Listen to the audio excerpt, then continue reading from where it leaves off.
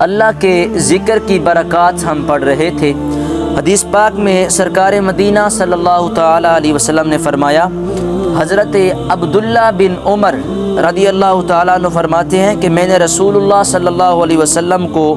سیدھے ہاتھ کی انگلیوں پر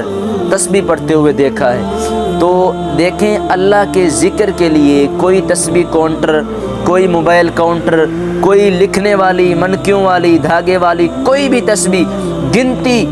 کوئی بھی کسی چیز کی ضرورت نہیں ہے۔ آپ نے اللہ کا ذکر کرنا ہے، لا تعداد اللہ کا ذکر کریں، اتنا اللہ کا ذکر کریں، اللہ کے ذکر میں مشغول ہو جائیں، آپ کو گنتی یاد نہ رہے، آپ کو تعداد یاد نہ رہے، اللہ کے ذکر کے اندر آپ اتنے مشغول ہو جائیں، اللہ کی توصیف و ثنا کرنے میں، اللہ کی تعریف اور حمد کرنے میں اتنے مشغول ہو جائیں، مستغرق ہو جائیں کہ اللہ رب العزت کے سوا آپ کو کچھ نظر ہی نہ آئے، گنتی اور تعداد کی طرف توجہ ہی نہ جائے آپ کی۔ اس لیے فرمایا کہ سرکار علیہ الصلوۃ والسلام جو ہے اللہ کا ذکر کرتے تو ہاتھ کی انگلیوں پر ایسے اللہ اکبر اللہ اکبر، ہاتھ کی انگلی پر سرکار علیہ الصلوۃ والسلام جو ہے وہ تسبیحات پڑھا کرتے تھے۔ اسی طرح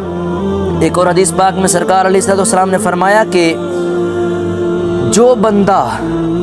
کیونکہ آج کل کا دور ہے نا کہ نرم و نازک بسترے ہوتے ہیں، بیڈ وغیرہ بنے ہوتے ہیں، گدا ہوتا ہے، صوفہ ہوتا ہے، تو ان نرم بستروں پر جب بندہ سوتا ہے نا تو اس کو اللہ کا ذکر یاد نہیں رہتا،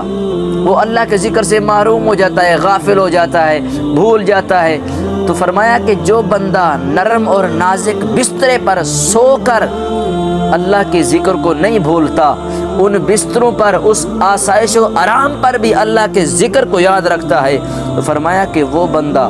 جنت کے اعلیٰ درجے میں سے اعلیٰ درجے میں داخل ہوگا۔ فرمایا کہ جو بندہ نرم و نازک بسترے پر اللہ کا ذکر یاد رکھتا ہے، اللہ کا ذکر کرتا ہے، اس بندے کو اللہ رب العزت جنت کا اعلیٰ ترین درجہ عطا فرمائے گا۔ اور اسی طرح کی ایک اور حدیث میں ہے، سرکار علیہ الصلوۃ والسلام نے فرمایا کہ